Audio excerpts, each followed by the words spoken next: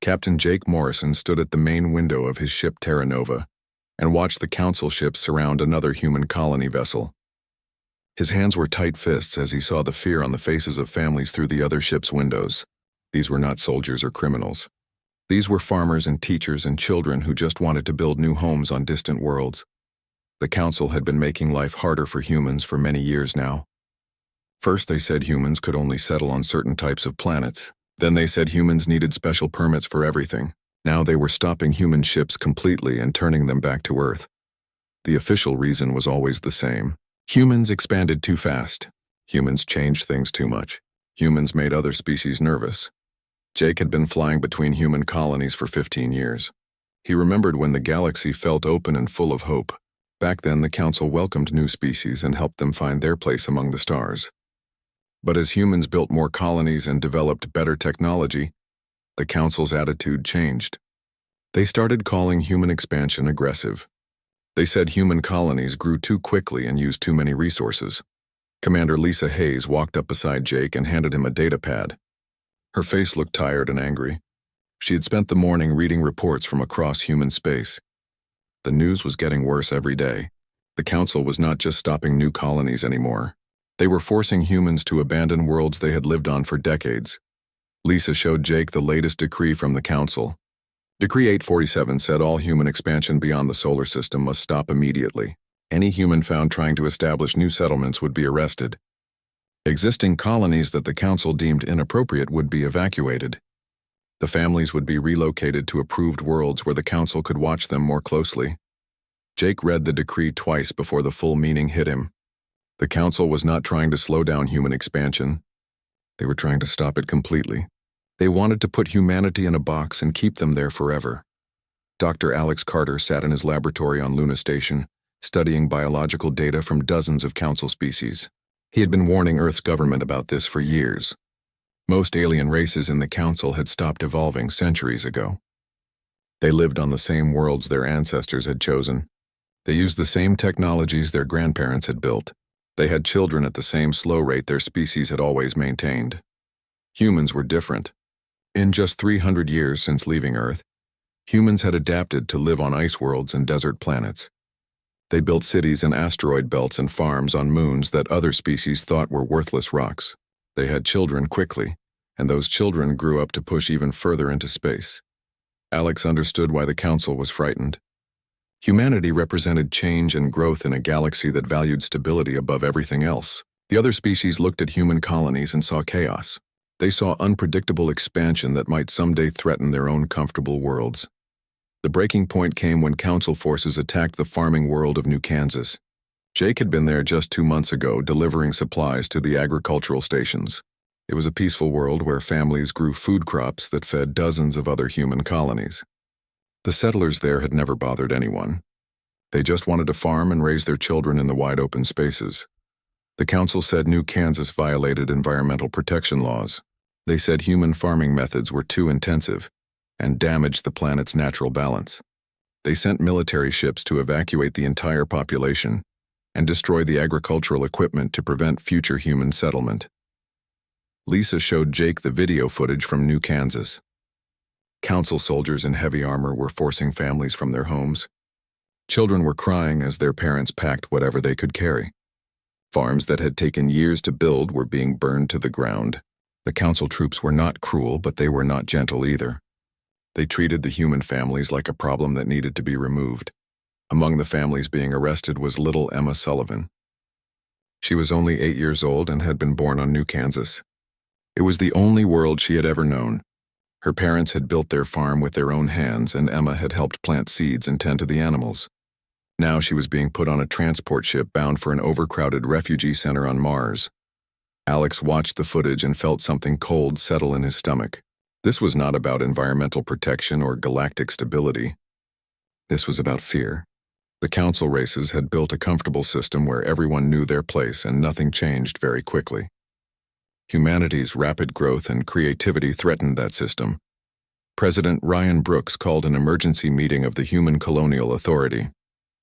Representatives from every human world gathered in the Great Hall on Earth to watch the footage from New Kansas and read the reports of similar attacks on other colonies. The room was completely silent as they absorbed the full scope of what was happening. Brooks stood at the podium and looked out at the faces of humanity's leaders. These were people who had spent decades trying to find peaceful solutions to every problem. They had negotiated treaties and made compromises and given up things they wanted to keep the peace. Now they were faced with a council that no longer wanted compromise. The council wanted submission. Jake received new orders to return to Earth immediately. All human ships were being recalled for emergency consultations. As Terra Nova turned away from the blockaded colony ship, Jake made a promise to himself. The families trapped on that ship would not be forgotten. Humanity had tried patience and diplomacy for 30 years. It was time to try something else. The council thought they understood humans. They had studied human psychology and biology and military capabilities. They believed humans were like any other species that could be controlled through economic pressure and military superiority. They thought wrong. As Jake's ship jumped toward Earth, he wondered if the council realized what they had done. For generations, humans had accepted restrictions and compromises because they believed in working together with other species. But there was a limit to human patience, and the council had just crossed it. The galaxy was about to learn something about humanity that the council had never understood. When humans were pushed too far, they did not break or surrender. They adapted and they fought back with everything they had. The council had made the biggest mistake in their long history. They had given humanity no choice but war. Admiral Kate Nelson stood in the hidden command center deep inside the asteroid belt beyond Mars. The room was filled with screens showing ship positions and supply routes that the council had never detected. While Earth's diplomats continued their pointless talks with alien ambassadors, Kate had been preparing for this day for 7 years. The council believed they knew everything about human military strength. They had copies of all the official fleet records and treaty documents that showed exactly how many warships humanity possessed. What they did not know was that Kate had been building a second fleet in complete secrecy, ships that were registered as mining vessels or cargo haulers, but carried hidden weapons and armor plating. Dr. Ben Parker worked in a research station built inside a hollowed-out asteroid that showed up on no official maps. His team of engineers had been developing new technologies using funding from private companies and wealthy colonists who saw the writing on the wall. The council thought human science moved slowly because that was what the official reports claimed. They were wrong. Ben had solved the problem of faster-than-light travel that had limited humanity for decades. The new jump drives his team built could move ships 3 times faster than anything in the council fleet. More importantly, the drives were completely silent and left no trace that council sensors could detect. A human ship could appear anywhere in their territory and vanish again before enemy forces could respond. Engineer Maria Santos ran a network of secret shipyards hidden in the outer regions of human space. Her workers were not official military personnel but volunteers from colonies that had been threatened by council restrictions. They worked in shifts around the clock, building and modifying ships that would soon carry the fight to alien worlds. Maria had spent 5 years figuring out how to turn ordinary civilian vessels into warships. Passenger liners became troop transports with hidden armor. Cargo freighters carried missile launchers disguised as shipping containers. Even small personal spacecraft were modified with weapons that could disable much larger council vessels. The most important part of Maria's work was the automated factory ships. These were massive vessels that could land on any asteroid or moon and begin producing military equipment within hours. Each factory ship carried the blueprints and raw materials needed to build weapons, armor, vehicles, and even small spacecraft. The council would discover too late that humanity could turn any barren rock into a military base. Colonel Steve Harris coordinated with resistance groups on every human world that faced council restrictions. The alien authorities thought these groups were made up of angry farmers and unemployed workers, who would eventually calm down and accept their situation. They had no idea they were dealing with a carefully organized network that had been planning for years. Steve's people were not traditional soldiers, but they were far from helpless. Teachers had learned to operate communication equipment that could coordinate attacks across multiple star systems. Shop owners had memorized the locations of every council facility and the schedules of alien patrols. Farmers who seemed to be growing crops were actually producing explosives and medical supplies for the coming conflict. The key to everything was that humans had spread much further than the council realized. While alien records showed dozens of official human colonies, The reality was that humans had established hundreds of small settlements, research stations, mining operations, and supply depots throughout supposedly empty regions of space. Captain Danny Wright commanded a cargo vessel called Liberty Bell that looked like any other merchant ship. What the Council did not know was that Danny and thousands of other independent traders had been mapping their territory for decades. Every trade route, every military base, every weakness in their defenses had been carefully noted and recorded. Danny's people knew things about Council space that even Council commanders did not know. They had found hidden paths through asteroid fields that could hide entire fleets. They had discovered abandoned mining stations that could be converted into forward bases. Most importantly, they had identified the critical supply lines that kept Council forces operating across their vast territory. The human merchant fleet looked like a collection of independent operators competing for business. In reality, it was a military logistics network more advanced than anything the galaxy had ever seen. When the time came for war, human forces would find fuel, ammunition, spare parts, and reinforcements waiting for them at every destination. Kate Nelson reviewed the final reports from her commanders and smiled for the first time in months. The Council had given humanity exactly what it needed to justify everything they had been planning. The attack on New Kansas and the detention of innocent families had turned every human in the galaxy into a potential soldier. Even the most peaceful colonists were now ready to fight. Dr. Parker's research teams had completed their work on the new weapons systems. Human soldiers would carry energy rifles that could punch through Council armor like paper. Human ships would be armed with missiles that could track targets across entire star systems. Most importantly, human commanders would have access to artificial intelligence systems that could outthink any alien strategist. The Council believed that warfare was about having more ships and better armor than your enemy. They had never fought against an opponent who treated empty space as home territory and could strike from anywhere at any time. They had never faced an enemy who could turn industrial equipment into weapons factories overnight. Maria Santos sent the final activation codes to sleeper cells throughout Council space. Thousands of human civilians who had been living quietly on alien worlds for years suddenly revealed their true purpose. They were not refugees or traitors or researchers. They were advanced scouts who had been preparing the way for what was coming. Steve Harris received confirmation that resistance groups on every threatened human world were ready for coordinated action. These were not desperate rebels hiding in caves, but the foundation of a civilization that had been preparing for war while pretending to seek peace. Teachers became intelligence officers. Farmers became demolition experts. Shopkeepers became weapon suppliers. The Council had made their greatest mistake when they assumed human civilians were as passive as their own populations. Alien species might accept government orders without question, but humans had a long history of fighting back when pushed too far. Every family forced from their home became a reason for revenge. Every child detained became fuel for the fire that was building throughout human space. Admiral Nelson sent one final coded message to every hidden base, secret facility, and undercover operative in her network. The message was simple, but it would change the galaxy forever. Phase 1 was complete. Humanity was ready for war. Counselor Zeth Carey of the Hegemony stood before the Great Assembly Hall and felt satisfaction flow through his scaled body. After months of debate, the Council had finally agreed on the final solution to the human problem.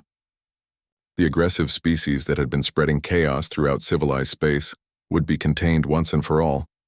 The human expansion had gone on long enough. In just 3 centuries, they had established colonies on worlds that other species considered uninhabitable. They turned barren moons into industrial centers and empty space into shipping lanes. Worst of all, they reproduced at an alarming rate, and their children grew up wanting to explore even further into the galaxy. Zeth Carey had studied the reports from Council observers on human worlds. The aliens were disturbed by what they saw. Human settlements did not follow the careful patterns that civilized species used when building cities. Instead, they spread organically like some kind of infection. Humans built where they wanted to build and changed the landscape to suit their needs rather than adapting to what they found. The other Council races had tried to be patient with humanity. They had offered guidance and suggested that humans slow down their expansion to more reasonable levels. They had proposed cooperation agreements where humans would ask permission before settling new worlds. The humans had smiled and nodded and agreed to everything. Then they had continued expanding exactly as they had before. General Vex Naran of the Council Defense Force assured the Assembly that human resistance would be minimal and short-lived.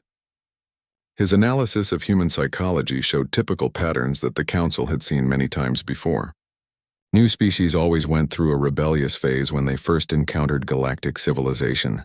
A show of overwhelming force combined with economic restrictions usually brought them to their senses within a few years. The general had examples from history to support his confidence. The Krell had tried to resist Council authority 2,000 years ago. After their trade routes were cut and their military was defeated, they became model citizens who never caused problems. The same thing had happened with the Vorthon Rebellion and the Zilani Uprising. Aggressive species eventually learned that cooperation was better than conflict.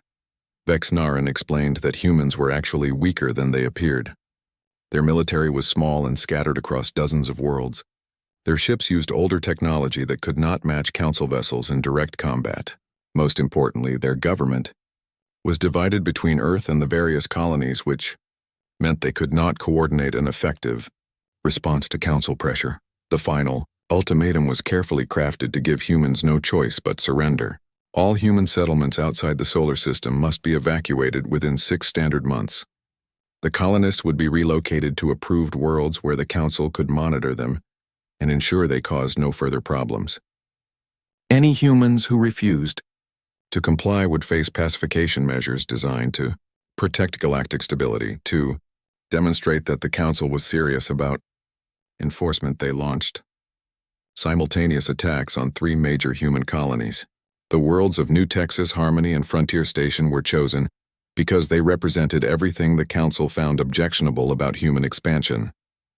All 3 colonies had been established without proper permits and had grown far beyond approved population limits. The attack on New Texas was particularly satisfying to watch. The agricultural world had been producing food for dozens of other human settlements in direct violation of Council trade regulations. The colonists there had also modified local plant life to create hybrid crops that grew faster and produced higher yields than anything found in nature. Such genetic manipulation was forbidden by galactic law. Council forces landed on New Texas and began systematically destroying the modified crops and agricultural equipment. The human colonists were gathered in processing centers where they would wait for transport ships to take them to approved refugee facilities. Some of them cried and begged to be allowed to stay, but most accepted their fate with the resignation that Vex Naran had predicted. On Earth, President Ryan Brooks watched the destruction of New Texas through communication channels that Council forces had not bothered to block. The images of burning farmland and homeless families were being broadcast to every human world in the galaxy. Brooks wondered if the Council realized they were creating martyrs instead of examples. The Council's propaganda broadcasts explained that the pacification operations were necessary to maintain peace and stability throughout civilized space. Humans were a young species who had not yet learned to control their aggressive impulses. With proper guidance and supervision, they could eventually take their place as productive members of galactic society. Counselor Zeth Kari personally supervised the reclassification of humanity from partner species to pre-civilized status. This legal change meant that humans no longer had the right to govern themselves or make decisions about their own expansion. Like children, they would need Council oversight until they demonstrated sufficient maturity to handle freedom responsibly.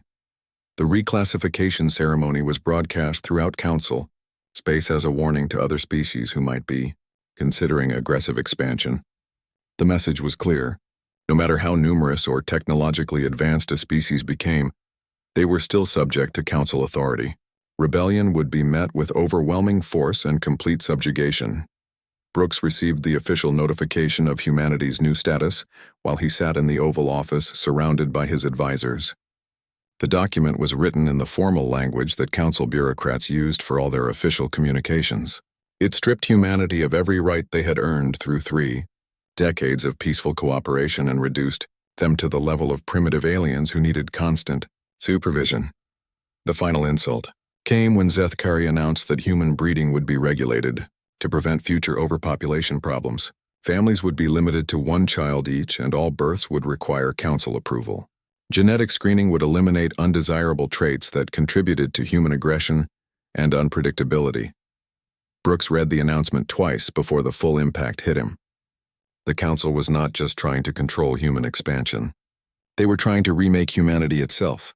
They wanted to turn humans into another docile species that would never again challenge Council authority or disturb the comfortable order they had maintained for millennia. The President looked around the room at the faces of his advisors and saw his own thoughts reflected back at him. 30 years of diplomacy and compromise had led to this moment. The Council had finally revealed their true intentions. They did not want humanity as a partner or even as a junior member of galactic civilization. They wanted humanity as a slave species that would obey without question and never dream of reaching for the stars again. Brooks activated the emergency communication system that connected him directly with every human world and space station. His message would reach millions of people within minutes and change the course of galactic history forever. The time for patience had ended. The time for war had begun. The human response began with silence. Every human ship in Council space stopped answering communication requests. Every human trading post closed its doors. Every human diplomat left their embassy and returned home without explanation. The vast network of human commerce that had quietly become essential to galactic civilization simply vanished overnight. Council administrators tried to understand what was happening. They sent messages demanding that human vessels report their positions and destinations. They received no replies. They ordered human colonies to acknowledge Council authority. The colonies went dark. Within 72 hours, it was as if humanity had disappeared from the galaxy entirely. Admiral Kate Nelson sat in her command center, watching displays that showed the positions of over 2,000 ships. These were not the vessels listed in official records, but the secret fleet she had been building for 7 years. Mining ships that carried hidden weapons, cargo haulers with concealed armor plating, passenger liners converted into troop transports. The Council had no idea they existed. Kate activated the communication system that connected her to every hidden base and sleeper cell throughout human space. Her message was simple. Operation Homecoming was now active. Every human who had been forced from their world would be going home. Every Council facility that had participated in the oppression would be removed. The galaxy was about to learn what happened when humanity stopped asking for permission. The first strikes came simultaneously across 17 star systems. Human ships appeared without warning at Council military bases and government facilities. They did not announce their intentions or demand surrender. They simply opened fire and destroyed everything that represented Council authority in human space. Dr. Ben Parker's new jump drive technology made the attacks possible. Human ships could appear anywhere in Council territory and vanish again before enemy forces could respond. A Council patrol might be guarding an empty system one moment and find themselves surrounded by human warships the next. By the time reinforcements arrived, the human ships were gone, and the patrol was debris floating in space. The Council's first mistake was trying to respond with traditional military tactics. They sent large fleets to protect important facilities and hunt down human raiders. The human ships simply avoided the fleets and struck targets that were left undefended. Every time Council forces moved to one location, the humans attacked somewhere else. Engineer Maria Santos watched from her secret command post as her automated factory ships began their work. These massive vessels landed on asteroids throughout Council space and immediately started converting raw rock into weapons and equipment. Within days, each factory ship was producing enough military hardware to supply an entire battle group. The Council discovered, to their horror, that humanity could turn any empty system into a forward operating base within hours. Asteroids that had been ignored for millennia suddenly sprouted weapon platforms and communication arrays. Barren moons became supply depots stocked with fuel and ammunition. The humans were not just fighting a war. They were building an empire. Colonel Steve Harris coordinated resistance activities on occupied human worlds. The Council forces that had been left to maintain order found themselves facing an enemy they could not see or predict. Explosions destroyed supply convoys. Communication networks went offline without warning. Council personnel began disappearing from their posts. The resistance fighters were not traditional soldiers, but ordinary people who had been pushed beyond their breaking point. Teachers used their knowledge of local geography to plan ambushes. Farmers used their understanding of chemistry to build explosives. Shop owners used their customer networks to gather intelligence and spread propaganda. On New Kansas, the council garrison woke up one morning to find their entire base surrounded by armed civilians. These were not the frightened families who had been evacuated months earlier. They were the same people, but they had returned with weapons and training and absolute determination to reclaim their homes. The council troops surrendered without firing a shot. Captain Danny Wright led the merchant fleet in a campaign that crippled council logistics across half the galaxy. His ships knew every trade route and supply line that kept council civilization functioning. They struck with precision and coordination that left enemy commanders wondering how humans could be everywhere at once. The council's supply ships began disappearing without trace or distress calls. Critical raw materials stopped flowing between council worlds. Communication relays that had operated for centuries went silent. Food shipments vanished before reaching their destinations. The comfortable civilization that had ruled the galaxy for millennia started falling apart at the seams. Dr. Parker's weapons proved devastatingly effective against council technology. Human soldiers carried energy rifles that could punch through alien armor like paper. Human ships fired missiles that could track targets across entire star systems and destroy them with pinpoint accuracy. Most importantly, human commanders had access to artificial intelligence systems that could analyze enemy tactics and respond faster than any organic mind. The psychological impact was perhaps the most damaging aspect of the human assault. Council forces found themselves fighting an enemy that treated the vast emptiness of space not as a barrier, but as home territory. Humans could live and fight in environments that other species considered uninhabitable. They could survive without supply lines for months and appear in systems that should have been impossible to reach. Admiral Nelson's fleet did not fight like any military force the Council had encountered before. Instead of trying to hold territory or protect fixed positions, they moved constantly and struck without warning. A human battle group might attack a Council base in the morning and be 3 star systems away by evening. The enemy could never predict where the next assault would come. The Council's greatest shock came when they realized the true scope of human expansion. Their intelligence showed dozens of human colonies. The reality was hundreds of hidden settlements, research stations, and industrial platforms spread throughout supposedly empty regions of space. Humanity had not just been exploring the galaxy, they had been quietly claiming it. Council commanders found themselves fighting a war in territory they thought they controlled against an enemy that had been living there for decades. Every system they entered might contain hidden human bases. Every asteroid field could hide an entire fleet. Every communication relay might be feeding intelligence. Back to human command centers, the war that the Council expected to end quickly with human surrender became a nightmare that spread across the galaxy like wildfire. Humanity was not just fighting back. They were demonstrating that the empty spaces between Council worlds belonged to whoever was brave enough to claim them. The galaxy suddenly seemed much smaller and much more dangerous than it had ever been before. The war lasted 18 months, but the Council's surrender came not through military defeat, but through the sudden understanding that they were fighting something beyond their comprehension. Humanity did not want to conquer the galaxy or destroy other species.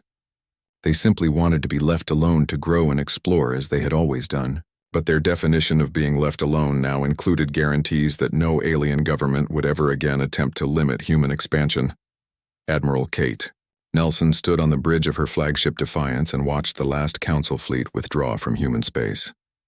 The alien ships moved slowly and carefully, as if afraid that any sudden movement might trigger another human attack. Their commanders had learned the hard way that humanity could appear anywhere at any time with overwhelming force. The political map of the galaxy had been completely redrawn. The Council still existed, but as one power among many instead of the supreme authority they had claimed to be for thousands of years. New governments were forming on worlds that had been under Council control for centuries. Species that had been suppressed for generations were suddenly free to explore and expand as they chose. President Ryan Brooks addressed the reformed Galactic Assembly from the speaker's platform that had once been reserved for Council leaders. His message was broadcast to every inhabited world in known space. Humanity sought cooperation and friendship with all species, but any future attempts at oppression would be met with force beyond imagination. The human colonies that the Council had tried to destroy became symbols of something the galaxy had never seen before. New Kansas was rebuilt not as a simple farming world, but as a fortress garden that could feed billions while defending against any conceivable threat. The crops grew in fields protected by energy shields and weapon platforms that could destroy attacking fleets. Emma Sullivan was now 10 years old and living once again on the world where she had been born. She played in the same fields where council soldiers had once arrested her family, but the landscape around her had changed in ways that would have seemed impossible just 2 years earlier. The farms were more productive than ever, but they were also prepared for war in ways that made invasion unthinkable. Dr. Alex Carter's xenobiological research had proven correct in ways he never intended. The council races were indeed evolutionarily stable, which meant they were incapable of adapting to humanity's exponential growth and change. The galaxy now belonged to species that were willing to take risks and embrace uncertainty, rather than cling to ancient patterns. Captain Jake Morrison commanded Terra Nova on the first exploration. Mission beyond the galactic rim. His ship was no longer a simple cargo vessel, but a fully equipped exploration platform, capable of establishing new colonies and defending them against any threat. The universe was far larger than anyone had imagined and humanity intended to explore every corner of it. The council species watched in amazement and fear as human expansion resumed at a pace that made their previous growth seem slow. New colonies appeared on worlds that other species considered uninhabitable. Human ships pushed into regions of space that had never been explored. Most disturbing of all, humans seemed to thrive in conditions that would kill any other known life form. Dr. Ben Parker continued his research, but now focused on technologies that would ensure no human world could ever again be threatened by alien aggression. His laboratories produced weapons and defenses that made humanity effectively invulnerable to conventional attack. Any species foolish enough to threaten human colonies would face retaliation that could sterilize entire star systems. The artificial intelligence systems that Parker developed became the backbone of human civilization throughout the galaxy. These machines could coordinate the activities of millions of people across thousands of worlds with efficiency that organic minds could never match. More importantly, they could detect and respond to threats before human commanders even knew danger existed. Engineer Maria Santos expanded her network of automated factories throughout human space and beyond. Her machines could turn any asteroid or barren planet into a thriving industrial center within days. The factories produced everything human civilization needed, from food and medicine to starships and weapons. No outside force could ever again threaten humanity with blockade or siege. Colonel Steve Harris established training centers on every human world where civilians learned the skills they would need if war ever came again. These were not traditional military bases, but community centers where neighbors taught each other how to fight and survive. Every human settlement became a potential fortress defended by people who would never again accept alien domination. The resistance networks that had helped win the war evolved into something unprecedented in galactic history. Humans throughout the galaxy remained in constant communication with each other through channels that no outside force could monitor or disrupt. Any threat to humanity anywhere would be met with coordinated response from everywhere. Captain Danny Wright's merchant fleet continued to operate throughout Council space, but now as representatives of the dominant military power in the galaxy. His ships carried trade goods and diplomatic messages, but everyone understood they were also gathering intelligence and maintaining supply lines for potential future conflicts. The Council races slowly adapted to the new reality where humanity set the rules instead of following them. Some species tried to rebuild their old empire and were quickly reminded why that was impossible. Others embraced the opportunities that human expansion created and prospered in the new galactic order. The most profound change was in how all species viewed empty space.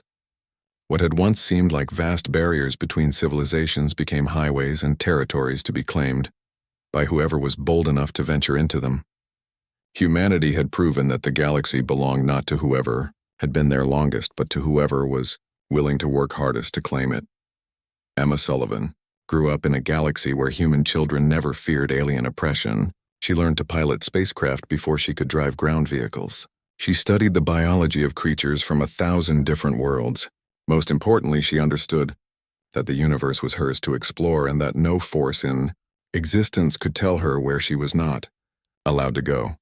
The Council's final mistake had been believing that dominance came from controlling others rather than controlling themselves.